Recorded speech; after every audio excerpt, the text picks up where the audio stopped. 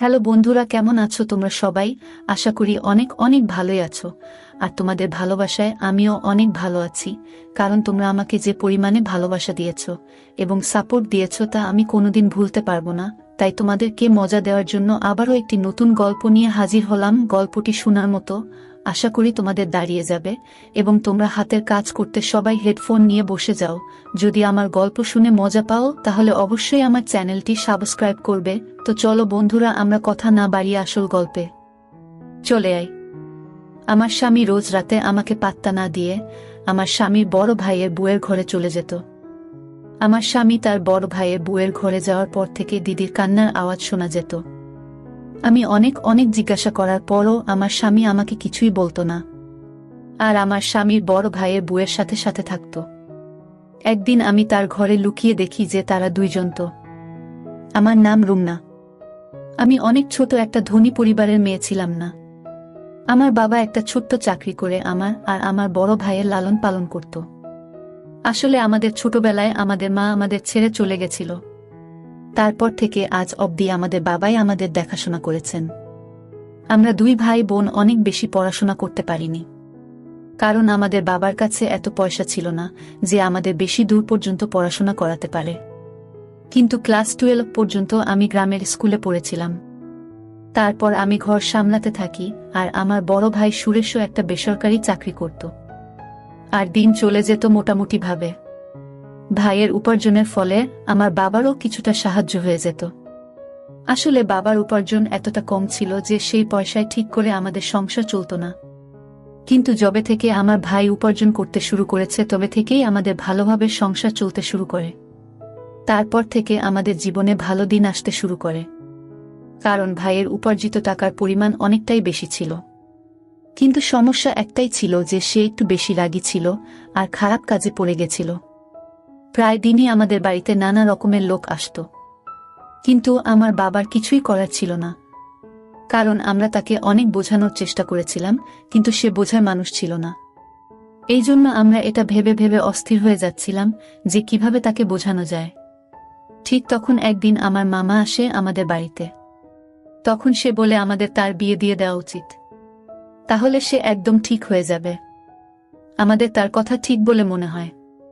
তার বিয়ে দিলে হয়তো তার ব্যবহারে পরিবর্তন আসবে, হয়তো সে এইসব ভুল জিনিস থেকে বেরিয়ে আসতে পারবে।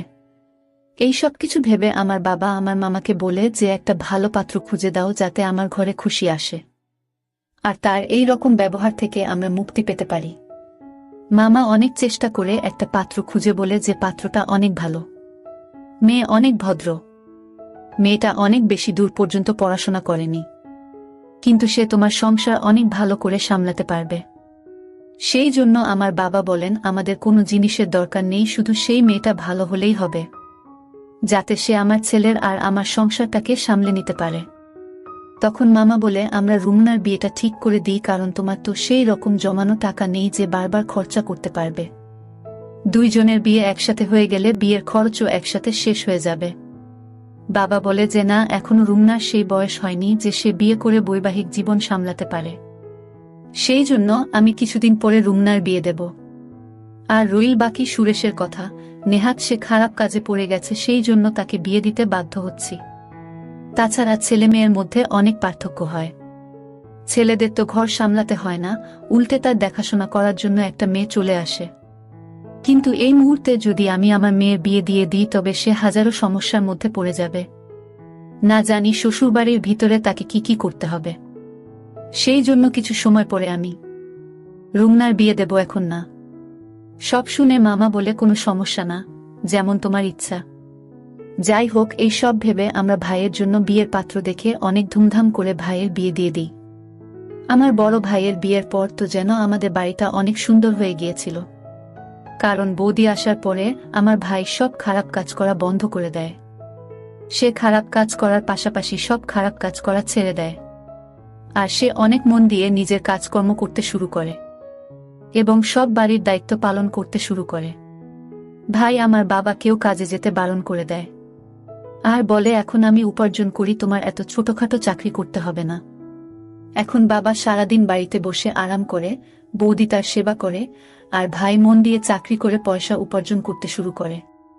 যার জন্য আমাদের সংসার অনেক ভালোভাবে চলে যেতে থাকে। পাশাপাশি আমাদের টাকাও জমতে শুরু করে।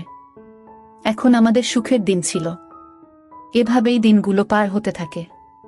আস্তে আস্তে আমার আর বৌদির মধ্যে এত ভালো সম্পর্ক তৈরি হয়ে যায় যে আমরা বৌদি আর আমি কম একে অপরের বোন বেশি ছিলাম। আমি সব কথা আমার বৌদিকে বলতাম আর বৌদি আমাকে নিজের সব থেকে ভালো বন্ধু মনে করত। সে তার নিজের সব ছোট বড় কথা আমাকে বলতো। আর সে বলতো, তুমি তো আমার নিজের ছোট বোনের মতো।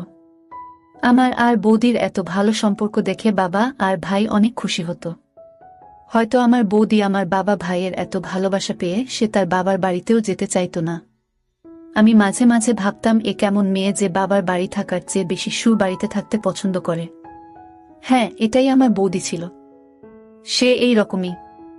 হয়তো সে এখানে বাবার বাড়ির থেকে বেশি ভালোবাসা পেত, সেই জন্য সে তার বাবার বাড়িতে যেতে চাইতো না। তাছাড়া তার সাথে এরকম ব্যবহার করতে আমারও ভালো মনে হতো। আর তাছাড়া আমার বাবা আমাদের সবসময় বোঝাতো যে যেমন কর্ম করবে সে রকমই ফল পাবে।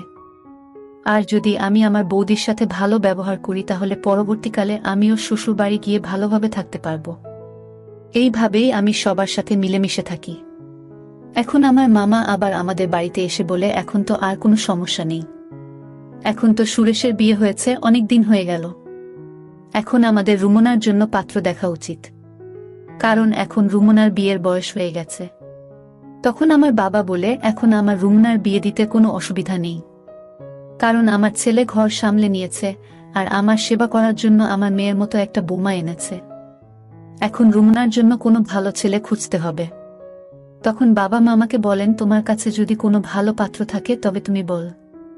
তাছাড়া আমার ছেলের জন্য তো তুমি পাত্র খুঁজে বের করেছিলে, আর পাত্রটা এত ভালো যে আমি আজও তার গুণগান করি। এই জন্য তুমি একটা ভালো পাত্র খুঁজে দাও। তখন মামা বলে, খোঁজার কি দরকার আছে, আমার বন্ধুর ছেলেই তো আছে। তারা 2 ভাই। বাড়িতে মা বাবা 2 জন ভাই, মোট 4 জন থাকে। ছেলে একটা বড় কোম্পানিতে ভালো মাইনের চাকরি করে, আর তার বড় ভাইও একটা ভালো চাকরি করে। আসলে তার বড় ভাইয়ের বিয়ে আগে থেকেই ঠিক হয়ে আছে। এজন্য ছোট ছেলের জন্য পাত্র খোঁজা হচ্ছে। ছোট ছেলের জন্য ভালো মেয়ে খুঁজে পাওয়া গেলে 2 ভাইয়ের একসাথে বিয়ে দিয়ে দেবে। সেজন্য তারা আমাকে পাত্রের জন্য বলেছে। তাই আমি রুমনার কথা তাদেরকে বলেছি। সেই জন্য আমার মনে হলো তোমার থেকে অনুমতি নেওয়া উচিত। বাবা বলল, এতে মতো নেওয়ার কি দরকার আছে? তোমার যখন ইচ্ছা ছেলের বাড়ির লোকেদের ডাকতে পারো, আমরা তৈরি আছি। মামা বলল, ঠিক আছে, তবে কালকে ডেকে নেব। পরের দিন আমার স্বামী তার কিছু বন্ধুদের নিয়ে আমাদের বাড়িতে আমার জন্য পাত্র দেখতে আসে। আমার স্বামীর নাম ছিল রমেশ। রমেশকে দেখতে অনেক সুন্দর ছিল, আর ভালো পোশাক পরার জন্য তাকে আরো বেশি সুন্দর দেখাচ্ছিল। রমেশকে দেখে তো আমার হুশ উড়ে গেল।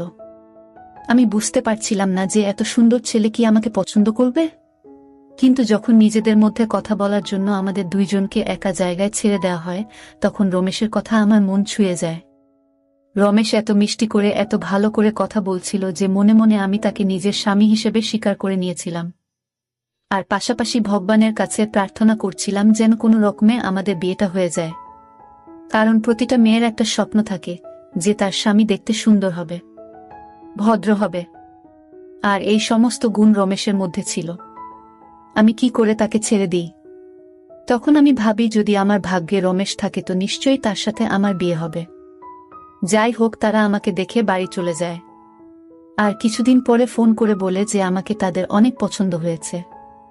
এইভাবেই আমাদের বিয়ে ঠিক হয়ে যায়। আমি আর রমেশ ফোনে কথা বলতে থাকি। এইভাবেই দিন পার হতে থাকে।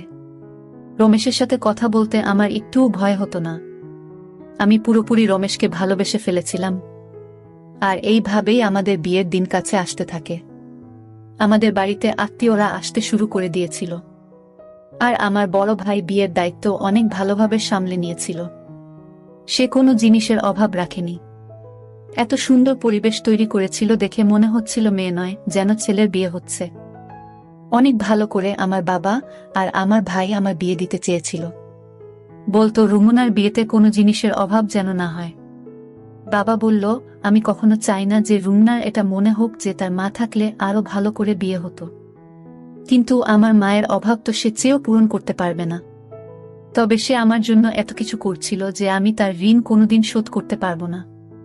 কিন্তু এত আত্মীয়দের ভিড়েও আমার মায়ের কথা অনেক বেশি করে মনে পড়ছিল। আমি কাউকে এটা বোঝাতে দিইনি, কারণ আমি চাইছিলাম না যে সবার মন খারাপ হয়ে যাক, তারা সবাই অকারণেই চিন্তিত হয়ে পড়ুক। সেজন্য আমি তাদের সামনে সবসময় হাসি খুশি থাকতাম, যাতে তারা এটা কখনো না বুঝতে পারে যে আমার মায়ের কথা অনেক মনে পড়ছে। এইভাবে বিয়ের দিন চলে এলো। আমার রমেশের এর সাথে অনেক ভালো করে বিয়ে হয়ে গেল, আর আমি নিজের বাবার বাড়ি থেকে বিদায় নিয়ে চলে গেলাম। আমি অনেক আশা নিয়ে শ্বশুর বাড়িতে যাই, আর অনেক ভালো করে আমার গৃহে প্রবেশ করানো হয়েছিল। অনেক নিয়ম পালন করার সাথে সাথে আমাকে কিছু মেয়েদের মাঝখানে বসানো হলো, যারা রমেশের গুণগান করছিল। তাদের গুণগান শুনতে আমার অনেক ভালো মনে হচ্ছে। আর তাছাড়া তার গুণগুলো ঠিক ছিল, কারণ এতদিন ধরে আমি রমেশের মধ্যে এইসব গুণগুলো দেখেছিলাম। আমি এখন শুধু অধীর আগ্রহে অপেক্ষা করছিলাম কখন রমেশের সাথে সময় পার করব। অনেক অল্প সময়ের মধ্যেই আমাকে রমেশের ঘরে বসিয়ে দেওয়া হয়, আর কিছুক্ষণের মধ্যেই রমেশ ঘরে চলে আসে। তার ঘরে আসার পরে আমরা নিজেদের মধ্যে কিছুক্ষণ কথা বলি, তারপর আমাদের নতুন জীবন শুরু করি। পরের দিন আমি ঘুম থেকে উঠে সবার জন্য খাবার তৈরি করে আমার কাজ করতে থাকি। আমি আমার বড় দিদির সাথে অনেক ভালো মিশে গিয়েছিলাম। আসলে রমেশের বিয়ের দিন তার বড় ভাইয়েরও বিয়ে হয়েছিল। আমাদের দুইজন বউকে একসাথে গৃহপ্রবেশ করানো হয়েছিল, আর আমাদের দুইজনেরই আজকে এই বাড়িতে প্রথম দিন ছিল। আমরা দুইজনে মিলে একসাথে মিষ্টি বানাই আর সবার মন জয় করে নিই। এখন আমি আমার স্বামী বড় ভাইয়ের বউকে বড় দিদির মতো মানতে শুরু করেছিলাম। আমি তার সেবাও করতাম। আমার বড় দিদিও অনেক খুশি ছিল। আমরা দুইজন বোনের মতোই থাকতাম, আর আমাদের মধ্যে অনেক ভালো সম্পর্ক তৈরি হয়ে গিয়েছিল। আমাদের এত ভালো সম্পর্ক দেখে বাড়ির লোকও অনেক খুশি ছিল। এখন দিনেশও কাজে যেতে শুরু করেছিল। এইভাবে আমাদের অনেক আনন্দে দিন পার হতে থাকে। এখন কে জানতো যে এত খুশির মাঝখানে দুঃখের এত বড় পাহাড় ভেঙে পড়বে। একটা অ্যাক্সিডেন্টে আমার স্বামীর বড় ভাই এই পৃথিবী ছেড়ে চলে যায়। আমি তো কিছুই বুঝতে পারছিলাম না যে বাড়ির লোকেদের কি করে সামলাবো, কারণ সব লোক অনেক ভেঙে পড়েছিল। আর কেনই বা পড়বে না, সবেমাত্র বিয়ের 1 মাস হয়েছিল, আর এর মধ্যেই এত ছোট বয়সে আমার বড় দিদি বিধবা হয়ে গিয়েছিল। আমার বড় দিদির উপরে আমার অনেক মায়া হচ্ছিল। আমি কিছুই বুঝতে পারছিলাম না যে আমি কি করে তাকে সামলাবো। আমি কোনো রকমে রমেশকে সামলাই আর বলি, এখন থেকে তোমার বৌদির অনেক খেয়াল রাখতে হবে। আমাদের সেই জন্য কোনোভাবে তার সামনে ভেঙে পড়লে চলবে না। আমাদের সবসময় তাকে ভালো রাখতে হবে। রমেশ আমার কথা বুঝতে পারে, আর আমরা আমার বড় দিদির খেয়াল রাখতে শুরু করি। আস্তে আস্তে সময় পার হতে থাকে, আর আমার স্বামী বড় ভাইয়ের এই পৃথিবী থেকে চলে যাওয়ার 1 বছর হয়ে গিয়েছিল। আমাদের বাড়িতে সবাই বলে যে আমার বড় দিদির বিয়ের মাত্র 1 মাসের মধ্যেই তার স্বামী এই পৃথিবী ছেড়ে চলে যায়, আর তার জীবন শুরু হওয়ার আগেই শেষ হয়ে যায়। তাই সবাই মিলে ঠিক করে যে আমার বড় দিদির আবার বিয়ে দেবে, যাতে সে তার ভবিষ্যৎ জীবনে সুখী থাকে। বেচারির না কোনো সন্তান ছিল আর না স্বামী। সে একলা কি করে এত বড় জীবন পার করবে? কিন্তু আমার বড় দিদি বলে আমি যখন থেকে বিয়ে করে এই বাড়িতে এসেছি, সেই দিন আমি আমার স্বামীকে কথা দিয়েছিলাম, আর আমি যতদিন বাঁচব এই বাড়ির বউ হয়েই থাকব। আর আমি আমার এই কথা সারা জীবন পালন করব। তাতে আমার কোনো সন্তান থাকুক আর না থাকুক। যখন রমেশের সন্তান হবে তখন আমিও তাকে নিজের সন্তানের মতো আদর করব, ভালোবাসব। আমার বড় দিদির এরকম কথা শুনে আমি অনেক খুশি হই। তখন আমি আর রমেশ একটা প্ল্যান বানাই যে আমরা আমাদের প্রথম সন্তান তাকে দিয়ে দেব। সে যেভাবে ইচ্ছা তাকে মানুষ করবে, আর তার সাথে নিজের সারা জীবন পার করে দিতে পারবে। এই ভেবেই আমরা শান্তিতে থাকি। এই কিছুদিন ধরে আমার সামনে অদ্ভুত অদ্ভুত দৃশ্য আসতে থাকে। আসলে আমার স্বামী আমার কাছে আসতো না। সন্ধে হতেই আমার স্বামী আমার স্বামীর বড় ভাইয়ের বউয়ের ঘরে চলে যেত, আর আমার স্বামী তার ঘরে যাওয়ার সাথে সাথে আমার স্বামীর বড় ভাইয়ের বউয়ের অনেক আওয়াজ আসত। এমন মনে হতো যেন সে কাঁদছে। আমি এটা কিছুতেই বুঝতে পারতাম না যে রমেশ আমার বড় দিদির ঘরে গিয়ে তার সাথে কি করে। আমাকে এড়িয়ে আমার স্বামী আমার বড় দিদির ঘরে যেতই বা কেন? আমি কিছুটা তো আন্দাজ করতেই পেরেছিলাম যে কি হতে পারে। অফিস থেকে ফিরেই সে বড় দিদির ঘরে চলে যেত, আর সারা রাত তার ঘরেই থাকত। আমি যখনই এই ব্যাপারে রমেশের সাথে কোনো কথা বলার চেষ্টা করতাম তখনই রমেশ এড়িয়ে যেত। এখন আমার মধ্যে অন্য রকম চিন্তা আসতে থাকে যে আসলে হচ্ছেটা কি। রমেশ তার বৌদির ঘরে এমন কি করে, আর রমেশের যাওয়ার পর আমার বর দিদি এত আওয়াজ কেন করে? আমি চেয়েও কিছু বুঝতে পারতাম না। আমি এই ব্যাপারে আমার বর দিদিকে ও কেউ জিজ্ঞাসা করি, কিন্তু সেও কিছু বলে না। আমি বুঝতে পারছিলাম না যে আমি কি করে এদের রহস্য জানতে পারব। আমার এখন সন্দেহ হতে শুরু করে যে নিশ্চয়ই তাদের মধ্যে কিছু একটা চলছে। তা না হলে রমেশ আমাকে কেন এড়িয়ে আমার স্বামীর বড় ভাইয়ের বউয়ের ঘরে যাবে? যদি এমন কিছুই হয়ে থাকে তবে রমেশের উচিত আমার সাথে এসে কথা বলা। কিন্তু রমেশ আমাকে কোনো কিছু বলতে চাইছিল না। তার জন্য আমি একদিন ভাবলাম যে আমি ঘরের মধ্যে লুকিয়ে যাই, যাতে জানতে পারি আসল রহস্যটা কি। তাহলে কোনটা সত্যি আর কোনটা মিথ্যে প্রমাণ হয়ে যাবে। যদি সত্যি এরকম কোনো কথা থেকে থাকে তবে আমি তাদের নিয়ে সবার সামনে যাব।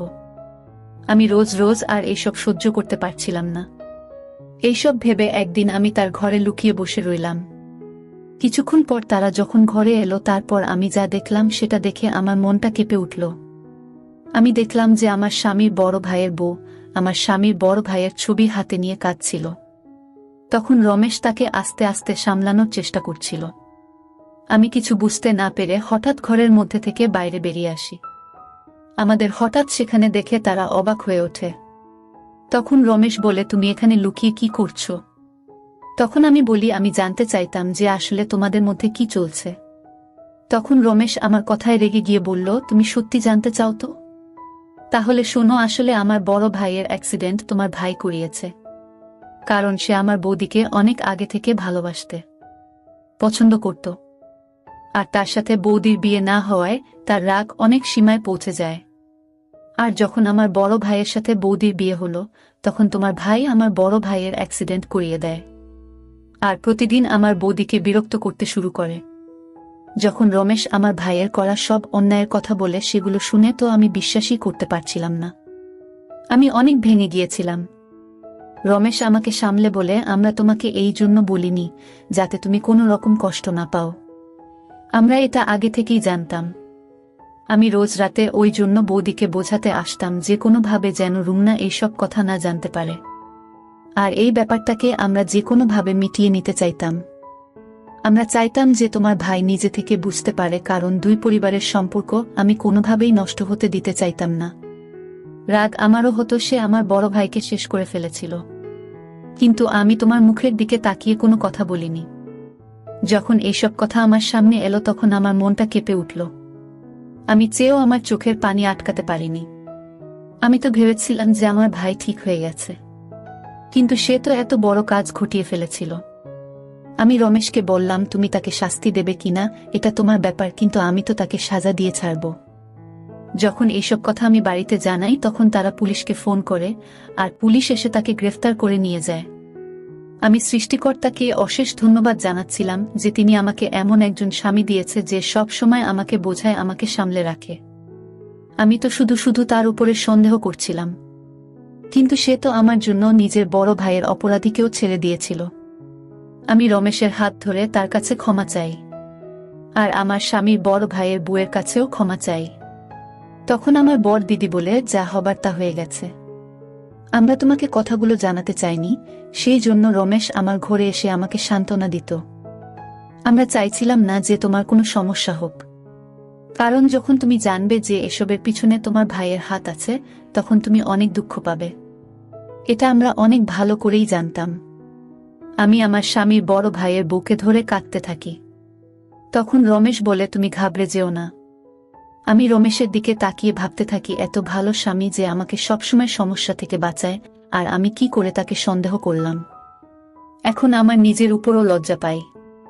আর আমি রমেশ আর আমার স্বামীর বড় ভাইয়ের বউয়ের চোখের দিকেও তাকাতে পারছিলাম না লজ্জায়। বন্ধুরা, আজকের ভিডিওটা এখানেই শেষ করলাম। অনেক কষ্ট করে ভিডিওটি আপনাদের জন্য বানিয়েছি। যদি ভিডিওটি আপনাদের ভালো লেগে থাকে তাহলে একটা লাইক করবেন এবং চ্যানেলটি অবশ্যই সাবস্ক্রাইব করবেন, এই আশা ব্যক্ত রেখে আপনাদের কাছ থেকে বিদায় নিচ্ছি আমি। দেখা হবে আগামীকালের নতুন কোনো ভিডিওতে। সে পর্যন্ত সবাই ভালো থাকুন, সুস্থ থাকুন। ধন্যবাদ।